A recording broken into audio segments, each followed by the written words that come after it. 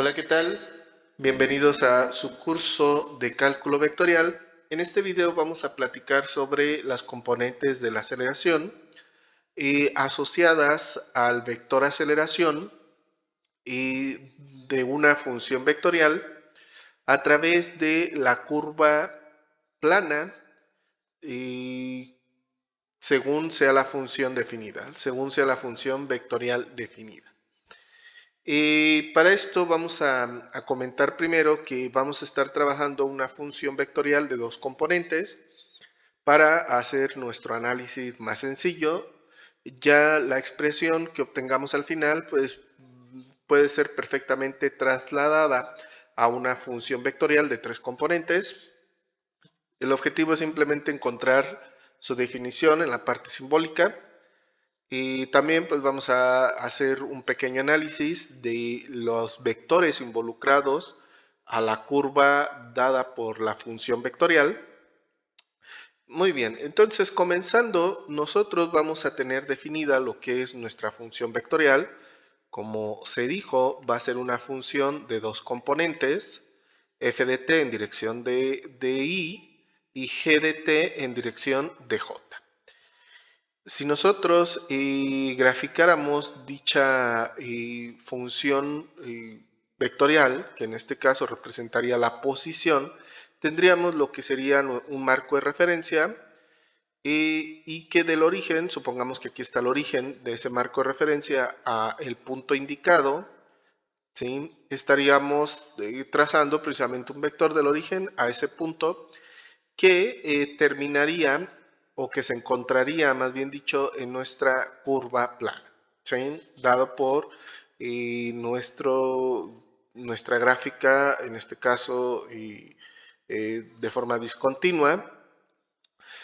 Habíamos dicho también que a este punto de nuestra curva, aquí tenemos el punto A, vamos a tener asociados dos vectores, los voy a poner con color azul.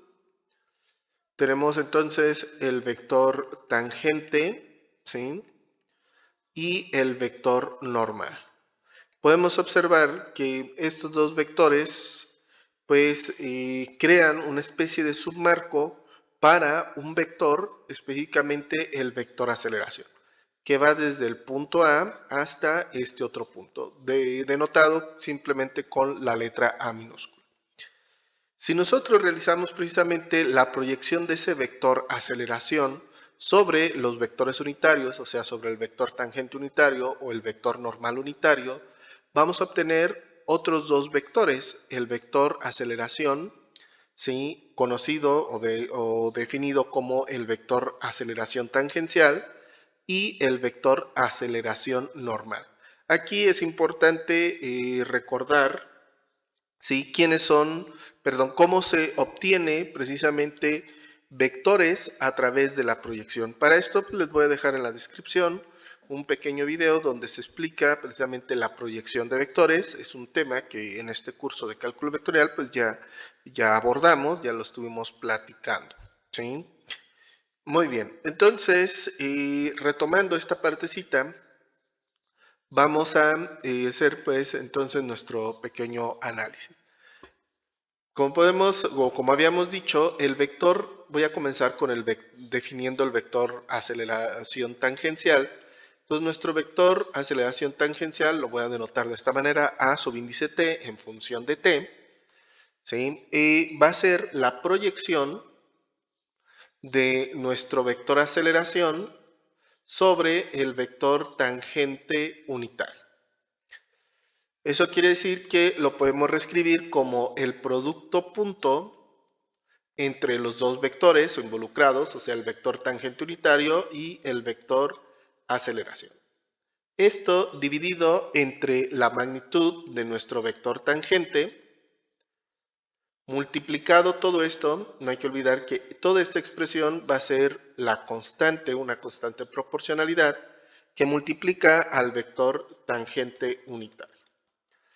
Ahora, si bien lo que realmente no nos interesa o no nos va a interesar tanto en esta parte, si es el vector o definido a la aceleración tangencial y la aceleración normal definidas como vectores, sino como valores escalares. ¿Qué quiere decir esto? Que yo voy a aplicar entonces la magnitud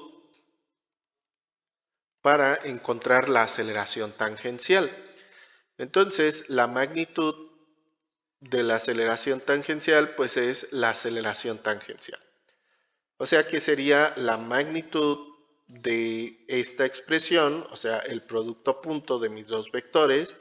En la parte de desarrollo, en la parte de notación, sí es un poco extendido esta partecita por por todo lo que implica de estar reescribiendo, ¿sí?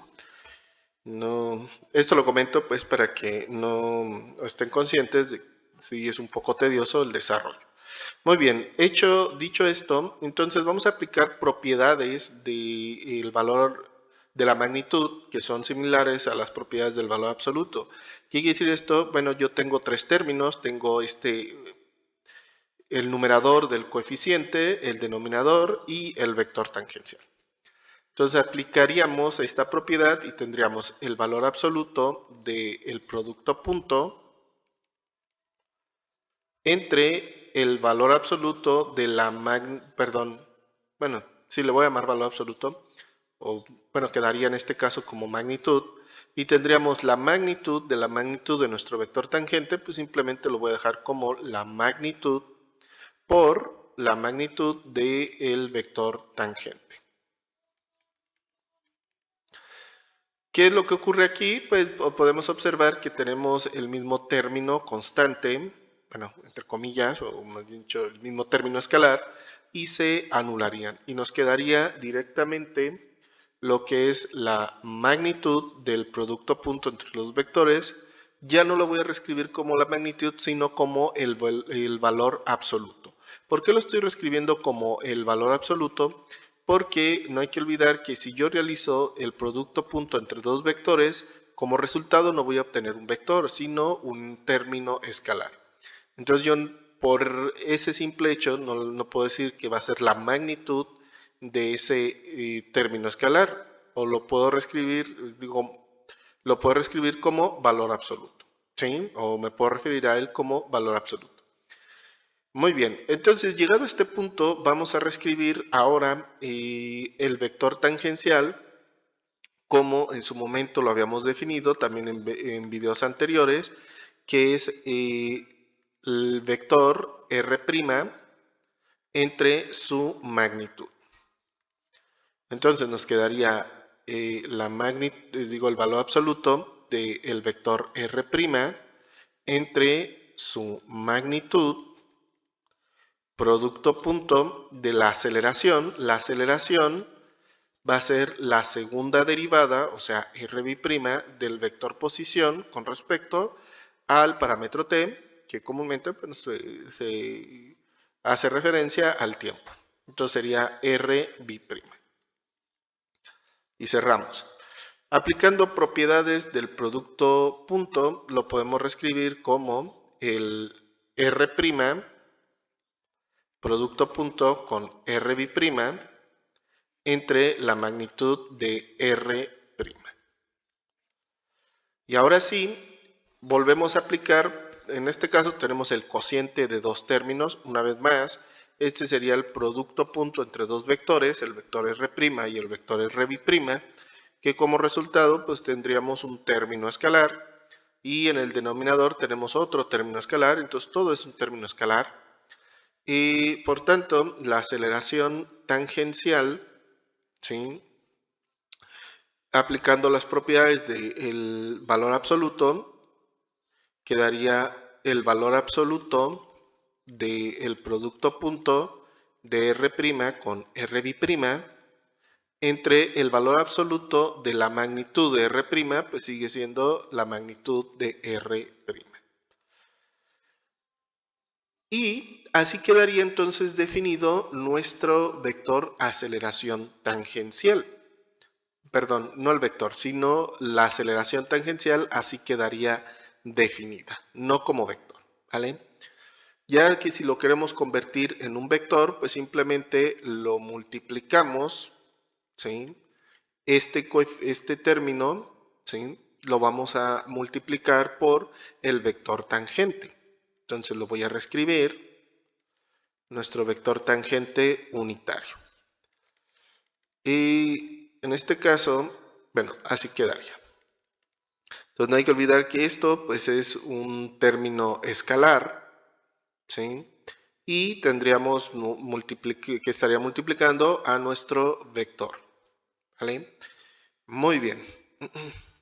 Dicho eso, ahora también no es necesario expresarlo de esta manera. Si estamos hablando de que estamos trabajando directamente con una función vectorial de dos componentes, y lo podemos entonces reescribir, lo voy a poner aquí, R' va a ser en este caso f' en dirección de j, de i, perdón, más g' en dirección de j. Y r'b' pues va a ser f'b' en dirección de i más g'b' en dirección de j. Entonces, si yo realizo el producto punto, pues va a ser multiplicar componente con componente, o sea, f' multiplicado con f'b' más g' multiplicado con g'b'. O sea que nos quedaría al final f' por f'b' más g' por g'b'. Aquí ya no le puse entre paréntesis t, pero se entiende que están en función de t, entre r', la magnitud de r'. Entonces, cualquiera de las dos representaciones simbólicas de la aceleración tangencial en sí, pues son válidas, ¿vale? Ahora, en el caso de la aceleración normal, definiendo quién es el vector aceleración normal, pues ahora va a ser la proyección de mi vector aceleración, o sea, lo voy a poner aquí en color negro. La aceleración, el vector de aceleración se va a proyectar sobre el vector normal unitario y creará mi vector aceleración normal. Entonces, en términos simbólicos, pues es muy parecido a la aceleración tangencial. Entonces, el vector aceleración normal va a ser la proyección de mi vector aceleración, pero ahora en el vector normal unitario. Eso quiere decir que vamos entonces a tener el producto punto, ¿sí?, entre el vector normal con el vector aceleración, entre la magnitud del vector normal por el vector normal. Si yo quiero definir ahora sí mi aceleración normal, pues voy a aplicarle magnitud, o básicamente es la magnitud de mi vector aceleración normal, que sería entonces la magnitud pues de toda esta expresión. Ya la voy a dejar aplicándole la propiedad de la magnitud o del valor absoluto. Entonces quedaría la magnitud entre el vector normal por la aceleración, entre la magnitud de la magnitud, pues simplemente lo dejamos como la magnitud por la magnitud del vector normal, otra vez, y vuelve a pasar lo mismo, estos dos se cancelarían y pues bueno, ya quedaría, y ahora sí, de una manera más sencilla. Eso quiere decir entonces que la aceleración normal, esta segunda componente de la aceleración, pues es la magnitud. Este sí lo voy a dejar definido como la magnitud, o esto por una razón muy interesante. Muy bien, entonces así quedaría definido, ¿sí? Aquí parece que estoy rompiendo la regla que había comentado anteriormente, de que bueno, como yo realizo el producto punto entre dos vectores, pues como resultado es un término escalar, pues entonces no debería hacer referencia que es la magnitud, sino el valor absoluto de ese término escalar. Pero lo voy a dejar como la magnitud por la siguiente razón. Si yo reescribo el vector normal, no hay que olvidar que partimos de que tenemos una función vectorial de la posición de dos componentes, ¿sí? Y en videos anteriores también ya habíamos definido quién es el vector normal de esta manera. ¿sí? O trabajando con una función vectorial de dos componentes. Habíamos dicho que en este caso el vector normal lo vamos a definir como g', menos f' entre la magnitud de r'. ¿Sí? También les voy a dejar un video donde se explica el por qué el vector normal se puede definir de esta manera. ¿Vale? Producto punto con la aceleración, o sea, con r'. Que en este caso, ¿quién sería r'? Pues sería el vector f', g'. Entonces, reescribiendo, tendríamos la magnitud del producto punto entre g', menos f', producto punto con f', g', entre la magnitud de r'. Todo eso magnitud. Si yo realizo este producto punto, nos va a quedar entonces en el numerador, lo voy a poner así, va a ser f' por g' menos f' por g', entre la magnitud de r'. Ahora, ¿y por qué llegar a esta expresión? Se parece un poco a esto, ¿sí? Tiene obviamente sus detalles, ¿verdad? Podemos observar que esto, ¿sí?, nace precisamente de una operación cruzada entre términos. ¿Qué quiere decir con esto? Que básicamente lo que tenemos aquí, esto es un determinante, ¿sí? Entonces, el determinante sería básicamente, voy a ponerlo así, f' por f, f', f',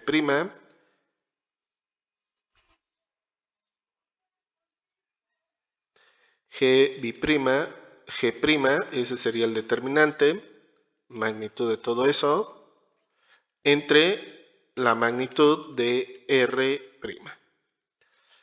Y este determinante, y también ya lo habíamos comentado en su momento en este curso, hace referencia precisamente al producto cruz, ¿sí? O sea, el producto cruz entre los vectores de r' con r'. Por tanto, nos va a quedar r' producto cruz con r', entre la magnitud de r'. Todo eso magnitud. Aplicando entonces las propiedades del valor absoluto, bueno, aquí es magnitud, pues nos quedaría la magnitud del numerador entre la magnitud del denominador. O sea, la magnitud de r', producto cruz con r', entre la magnitud de la magnitud, simplemente lo dejamos como magnitud. Y eso va a ser la aceleración normal.